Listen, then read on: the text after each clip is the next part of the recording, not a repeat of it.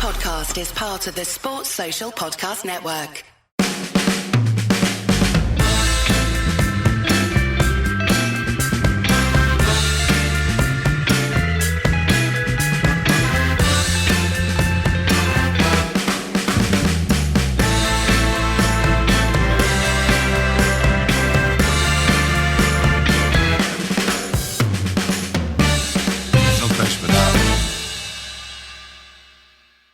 Happy New Year, Ed. Happy the New Reds Year. are back. Yeah. Doing their thing. Is it happy though? Is it though? Yeah, it is, because Man United's results should not affect your personal happiness too much. But they do.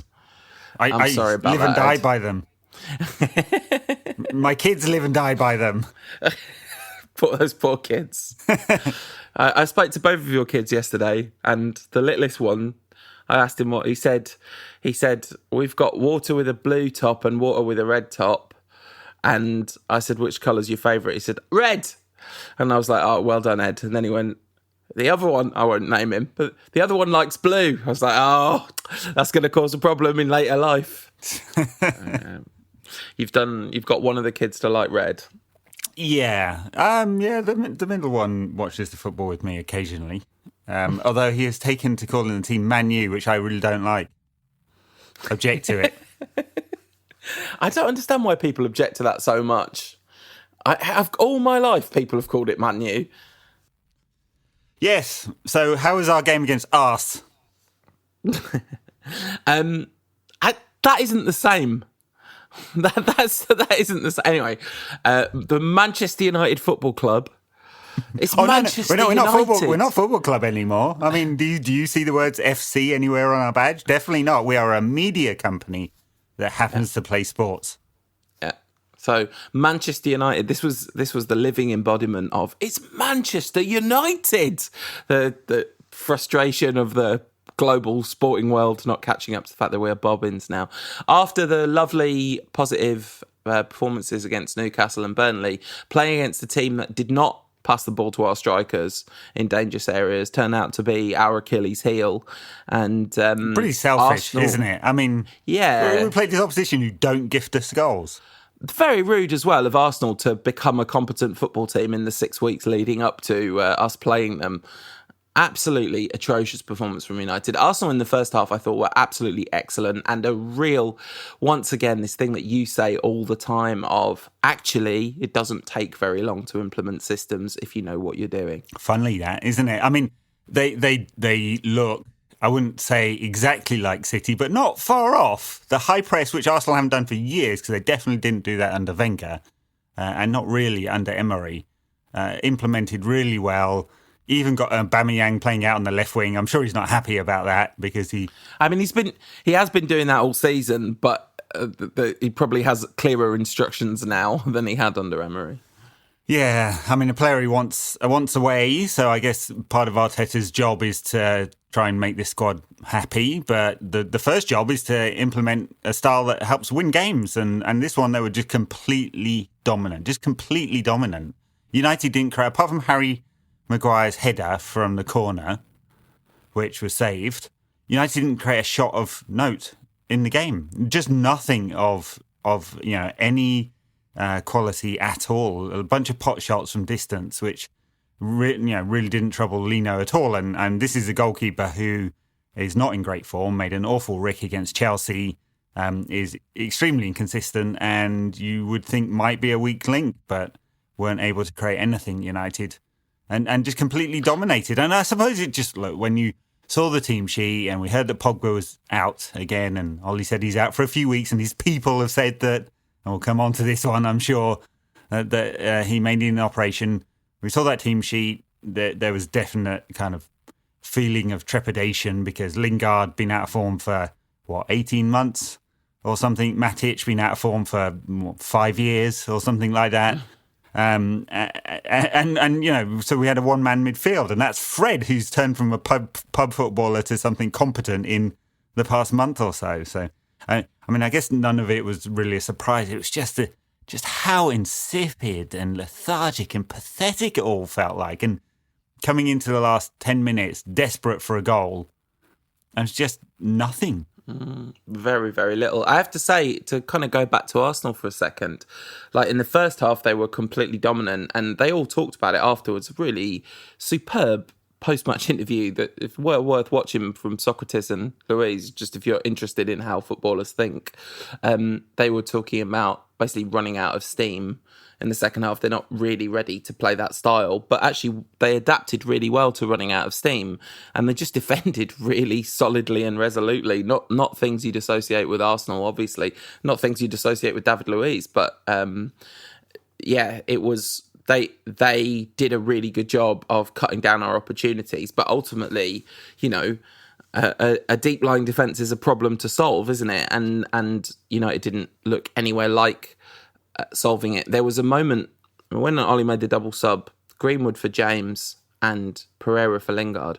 Sort of imagine that Pereira's like putting on a Spider-Man suit and Jesse Lingard's putting on a Spider-Man suit, and as they do the substitution, they replay the Spider-Man meme, just point at each other. It'll be similarly ineffective number 10s. I mean, I know Pereira's had a couple of good games, but I actually thought it was quite an unsurprisingly reductive substitution. And actually, it would have been really interesting to see what would have happened if he'd brought Greenwood on as Greenwood on for Lingard and had our four best attacking players all on the pitch at the same time, rather than, because you could even go 4-4-2 at that point and play like James on the left, Greenwood on the right, Martial and Rashford through the middle.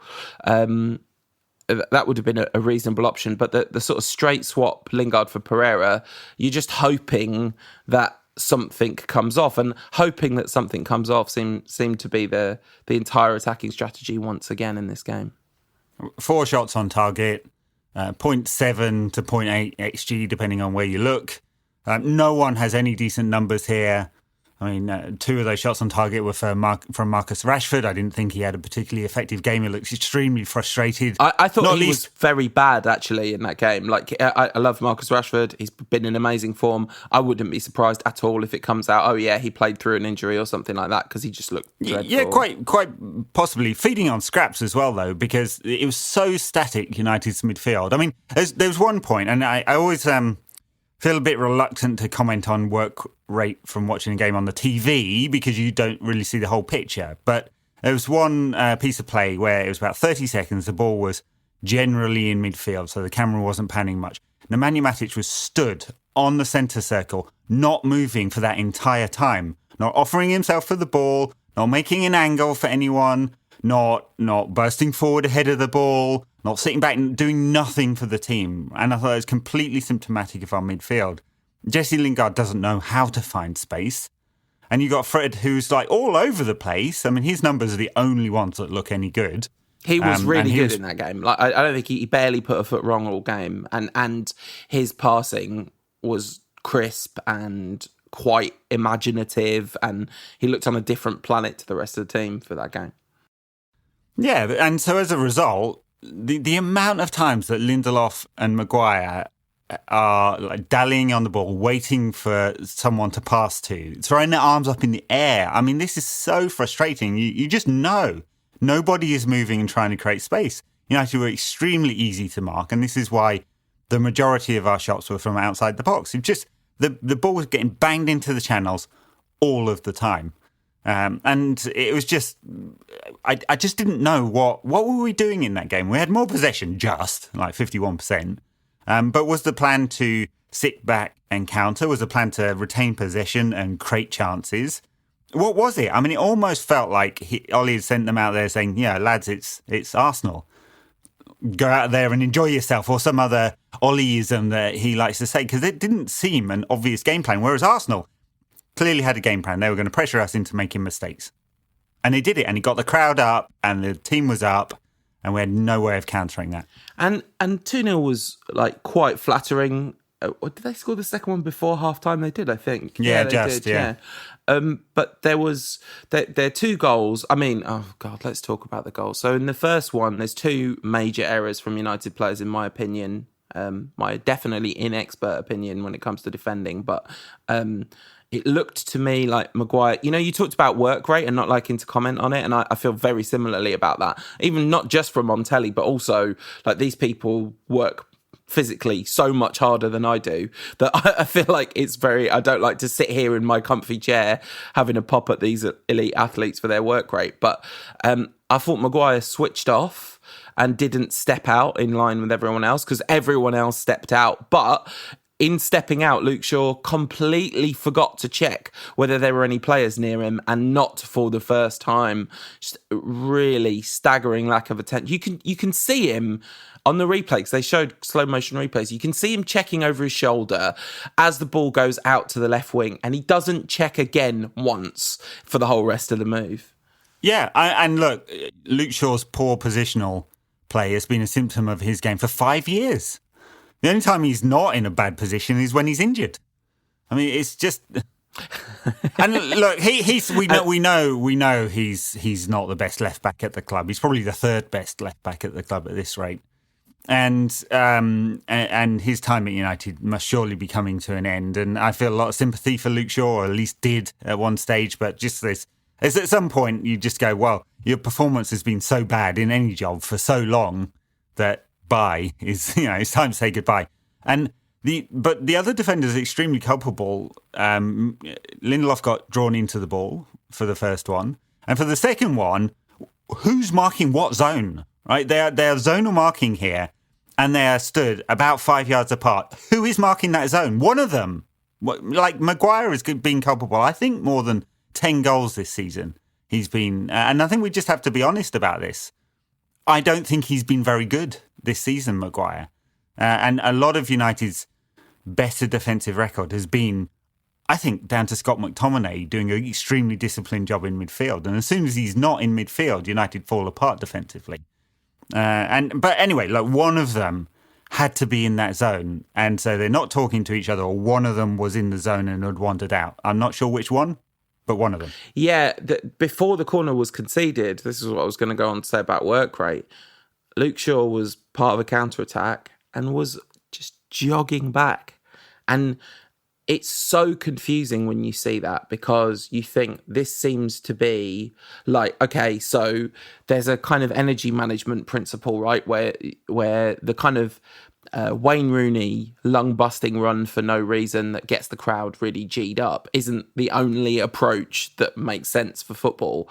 But when you're a fullback and the attack's coming down your side, aren't you supposed to bust the gut to get back? Like, that is actually, that's not a rhetorical question. I'm asking a sincere question. Isn't that what you're meant to do? Well, I think that's a rhetorical question. Yes. Yeah, but it wasn't. I'm like, just, it's happening so much with Shaw that I'm literally checking. Like, is there a new modern thing where you're allowed to just jog back? The only way that's acceptable is if the defensive midfielder, if you're playing with two, on your side of the pitch, which is Nemanja Matic, is getting back into that zone to cover. Right? And Matic isn't going to do that because he doesn't move outside of the centre circle. And I thought, like with Matic, sorry, just to Precy into a discussion about him, because hashtag agenda. I saw some positive discussion about Matic, both after Burnley because he passed the ball fairly neatly, and in this game because he made one jinky run into the penalty area. Is that it? Because his defensive work is awful. The first goal, people just walking past him. They just go. He does nothing at all. Nothing. He's just horrible. Honestly, I'd play James Garner in there because it cannot be as bad as playing Nemanja Matic. He just completely disrupts this midfield. Yeah, you also, like, this is reading too much into it, but he looked like smug when he came off as well, which is like, you know, he's out of it. You could see him like, I don't have to care about this. I really hope he is. I mean, I do hope it's because United are buying a couple of midfielders. I mean, we've lost a couple in the last year, right? Fellaini and Ander Herrera have gone, and we've lost a couple through injury. Pogba has only played 7 games this season or something, and McTominay's out for months now, it looks. I mean, it's going to be completely negligent if United don't do something in midfield in a transfer market, and I really hope this is not, you know, because Ollie said the other week, the other day in the build-up to this game, well, we want to get the right ones in. We don't want to just buy anyone. Fine, right? You'd hope that United are doing the right kind of due diligence. the right kind of preparation work, which starts months ahead of time to have identified the targets anyway, right? So it should never be knee-jerk. But if there's a time to be knee-jerk in buying a midfielder, it's right now. Yeah, absolutely.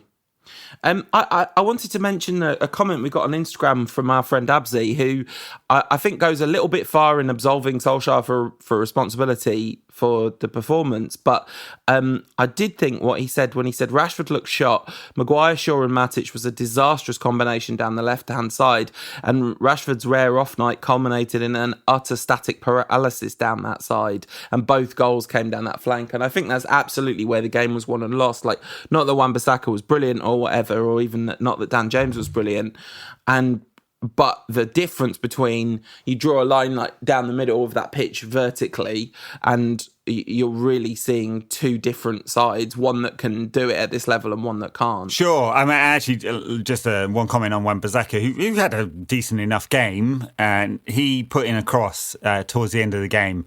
One United player in the box. One.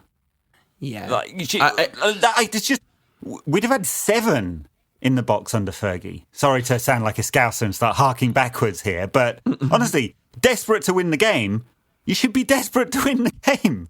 Yeah, no, I mean, I couldn't agree more. A very, very, very disappointing performance in a game that was set up to be a game that we could do well in based on the historic patterns of this season. But as I said at the end of the show last time, I couldn't be optimistic about that game, even though logically there was plenty of reason to be.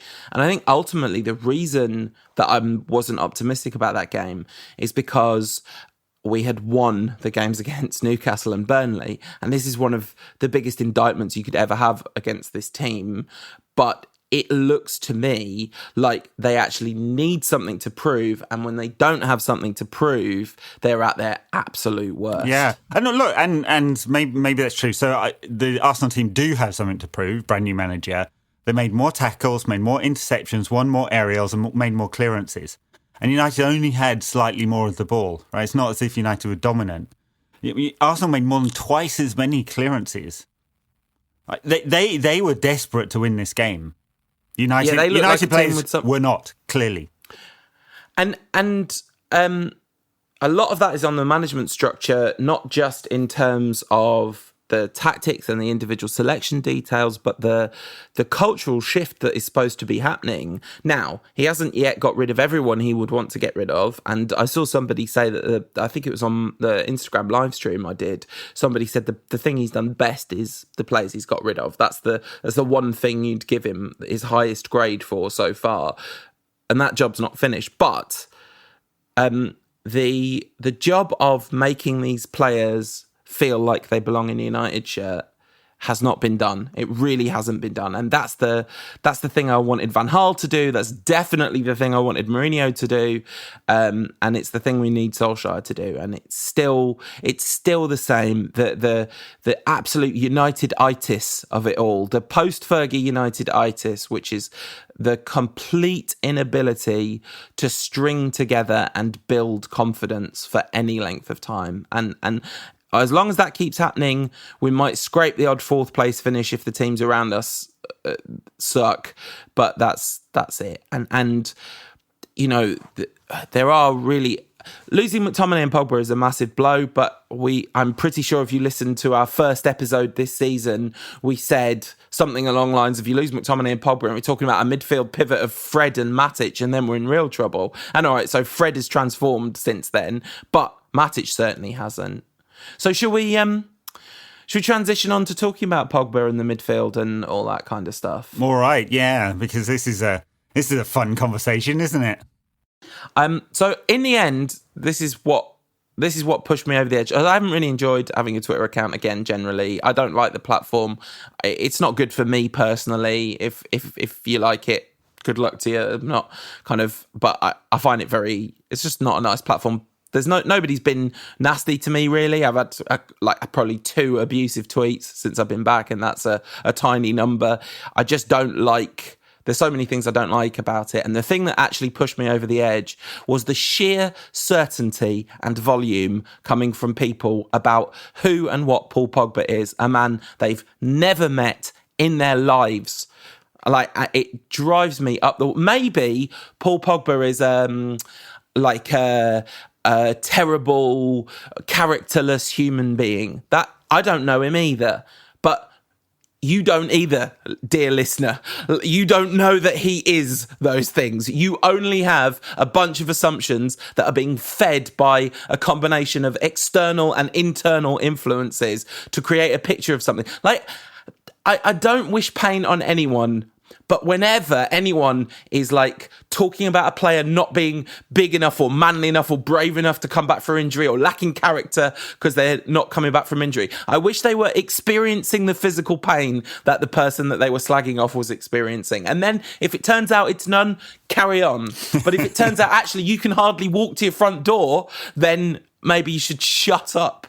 Yeah, I mean, I have to say I can cope with the toxicity of Twitter fine, but I do find the groupthink of the kind of narrative that has been built up that Pogba is obviously faking this very serious injury and he's doing it in order to get out of the club ridiculous because it's based on nothing other than speculation. Now, it doesn't help that in the week that Pogba has apparently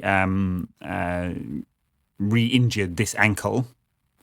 Assuming that's the case, because Solskjaer didn't appear to know. And I think it doesn't help that Raiola does a pretty provocative interview in Italy, basically saying that Pogba needs to be amongst... first he said that Pogba needs to have good players around him. That was last week, right? Fair enough. Right? And then he said that if you took, in this interview in Italy, he said if you took Messi, Pele and Maradona,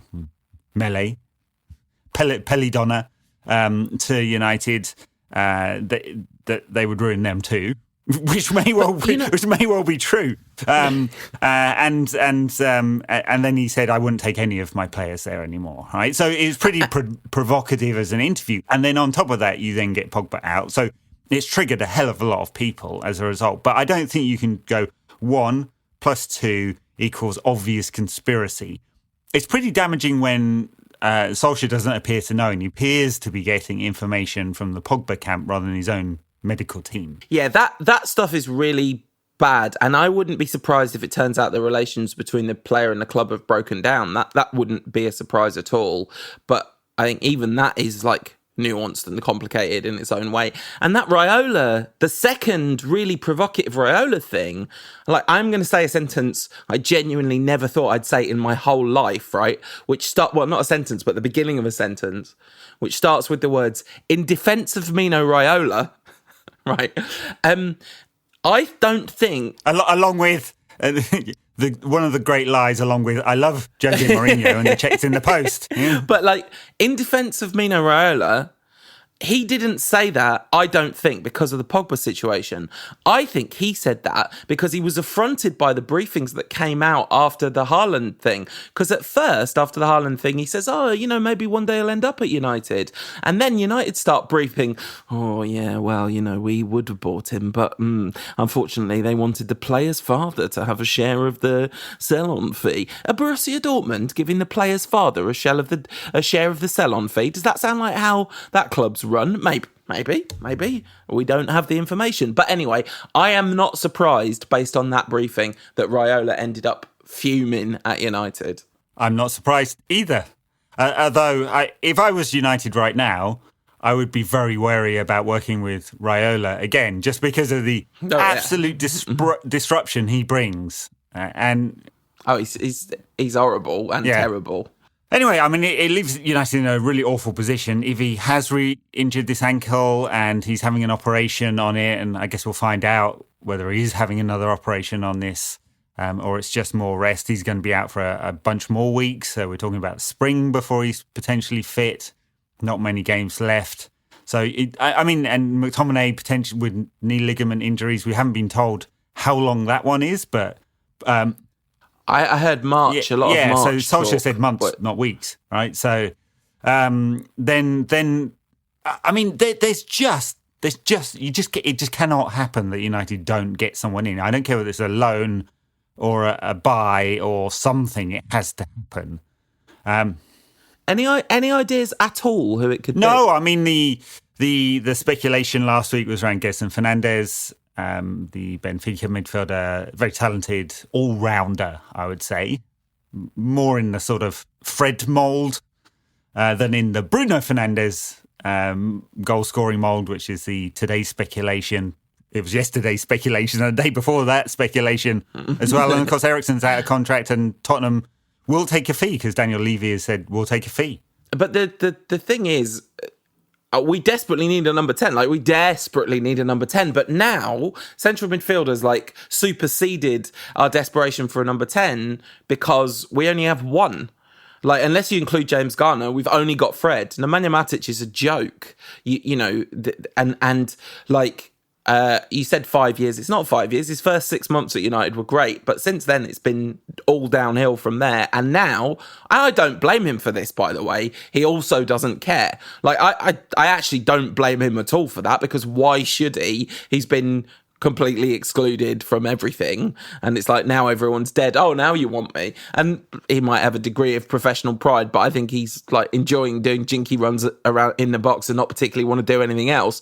Well, that's about squad management and all that stuff as much as it is about Matic's personal failings. You know. Yes, but we desperately... Both is the answer, both. Yeah. I mean, United's been running around chasing, and we know United can't do more than one deal at once, so I suppose now the Haaland deal has collapsed, they can focus on something else. We are... So, and you know, I know we're swinging wildly from like some degree of optimism and happiness to frustration and madness, but I think that's probably going to keep going. And mostly I've just been, like I said, all along, I've been trying to enjoy this season. I've got a load of notes about the Arsenal game. The only thing that I enjoyed about that game was Fred's performance, really. Martial did his job fairly well. Rashford was shocking. Dan James didn't really get a chance to do anything, and nothing did he do. Matic was a joke. Maguire was terrible. Shaw was terrible. Wan-Bissaka was fine, defensively solid, pretty poor going forward. What a surprise that is. De Gea, I don't think he did too much wrong for the goal, which he palmed out the... Nobody went with Lacazette either, by the way, when he made the break to get the flick on that started the corner. Nobody even looked to go with him. Nobody blocked the space between him and the goal. De Gea did well to palm that out. But the clearance, in inverted commas, that he'd made like 10 minutes into the game, because there was the Lacazette chance that he skewed wide. There was the one where Torreira had a really good opportunity and skewed it wide. Then Pepe hit the post from miles. Terrible, dreadful. Anyway, should we leave it, take a break and talk about Wolves? Let's do that. Enjoying, no question about that. If so, let others know about us. The best way to do that is leave us a review and a rating on iTunes and hit that subscribe button. All right, so when we are down on our luck and struggling and playing really badly and don't have any midfielders, one of the teams that I don't particularly want to go away to in the third round of the FA Cup is like the league's third best midfield. Yeah, funny team this year, aren't they, Wolves? So we've struggled against them in recent times, drew with them right at the beginning of the season, lost there twice last season, and Wolves have been a real up and down team, and the pattern of their season's really funny because they didn't win until the end of September. They had such a difficult start to the season. I'm assuming it's associated to the Europa League. They've got a very thin squad. They didn't particularly strengthen it in the summer. And it's meant they had this really kind of bumpy time. And then they had this long stretch of not losing between the end of September and until they lost to Tottenham in mid-December. And it felt like their season was back on track, and then they've just lost 3 in the last 5, including losing away to Watford, which we can do, but we wouldn't expect. They lost to Tottenham, understandable. They lost away at Anfield, very unlucky in that one. You know, Liverpool's 12th man VAR on their side. I'm joking, but just add to the conspiracy. So yeah, very unfortunate in that one, but understandable. In between that, of course, they beat Manchester City, which was a big result for them. Beat them getting well over 2 XG as well, you know, so like properly beat them. So just a weird team that has been like pretty hot and cold this season. But it's kind of that pattern you get with teams that are in the Europa League and perhaps weren't expecting to be there and don't have the size of squad to cope with the mammoth number of extra fixtures, especially since they had to play qualifiers as well.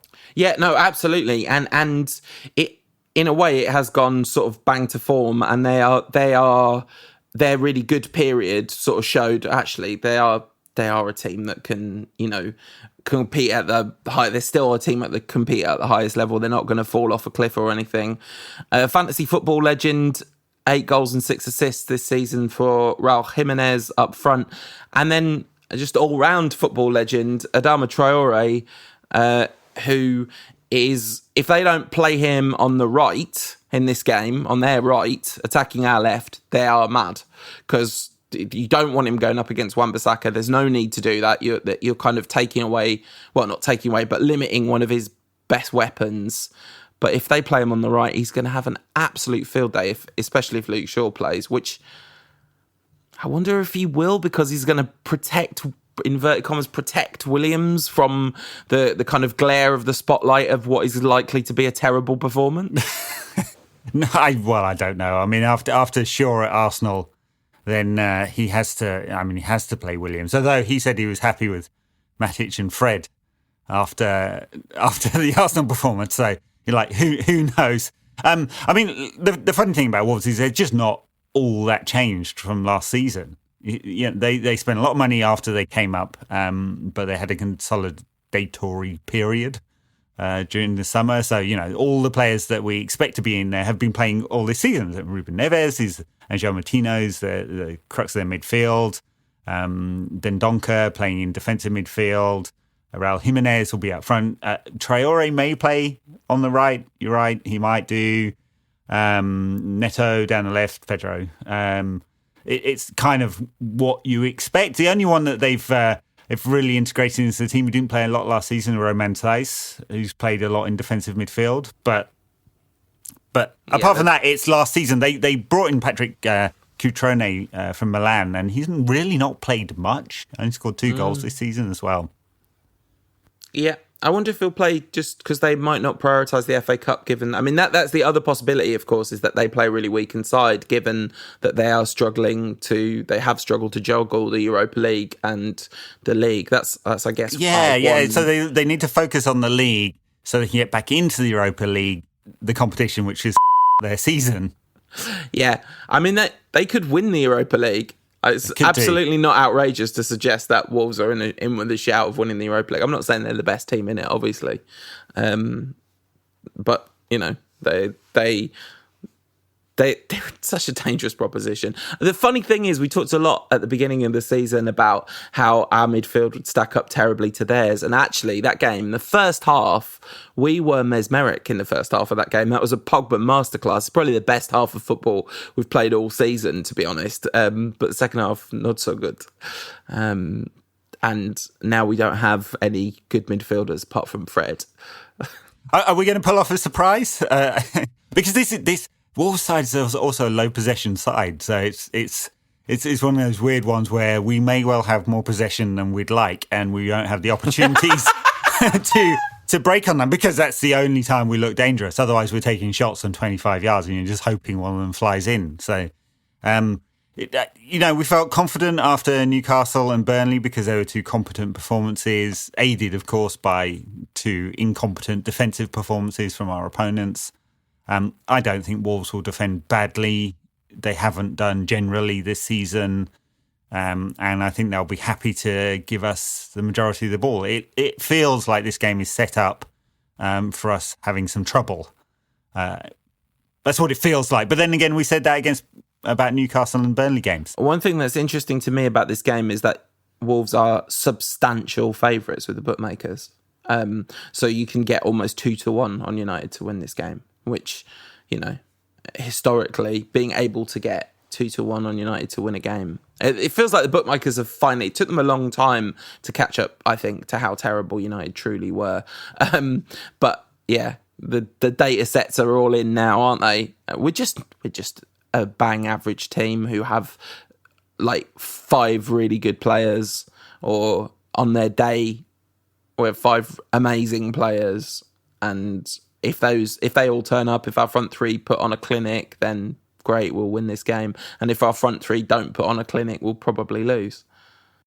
Well, yeah, and that front 3 is going to be really important because Wolves will play 3 at the back.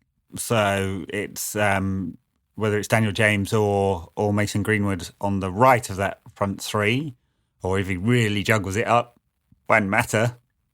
Ouch. Strange substitution that was.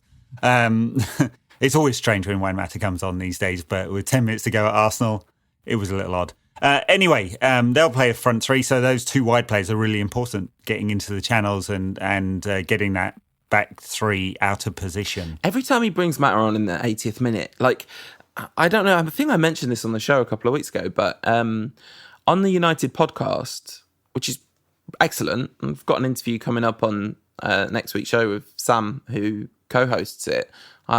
Gives us the inside story on the Glazer takeover, and no, he doesn't. No, none of that happens. But it was a lovely chat with my friend Sam. But he does a terrific job of hosting that podcast. But Solskjaer, who did the Christmas special episode, said he would always think that, like, he needed 20 minutes to make a difference in a game. 10 minutes wasn't enough. 20 minutes is what he needed to make a difference. And he keeps bringing Juan Mata on with 10 minutes to go. He's not an impact player. No. He's not much of a player these days, but he's definitely not an impact player. No, but even if he was an impact player, Solskjaer, who's sort of the ultimate impact player, is out here telling everyone, well, to be honest, impact players need 20 minutes. And then he's giving players 10 minutes to try and make a difference. But I would like to see a starting 11 of Romero, not to drop David De Gea, but FA Cup, Romero, Williams, Maguire, Twanzebe, Wan-Bissaka, Fred, Garner. I mean, it's going to be Matic, but Garner, Rashford, Greenwood, James, Martial. Like, I'd like to see all 4 of them in the starting 11 at the same time. Will never happen. Never happen, but I would like to see it. That would be quite exciting. Yeah, I'd like to see, look, of all of that, my 2 priorities would be to drop Matic and Shaw. Yeah. Because what's the point? Especially they're on the same honestly. side. Like, that's just, it triples the damage of each of them. Anyway, should we call it a day? Let's call it a day. Thanks for listening, everyone. Sorry it's been so miserable. Happy New Year. Aside from the football, I'm sure Ed would join me in wishing all of you a happy, prosperous and peaceful 2020, and try and enjoy the good bits of football where the little scraps that they drop for us. And if you can't have a happy, peaceful and prosperous 2020, get on Twitter and get some rage in there. Brill. All right. Follow us on Instagram, instagram.com/NQATpod. All right. See you next week. For ad-free versions of this podcast, consider backing us. Head to patreon.com/NQATpod.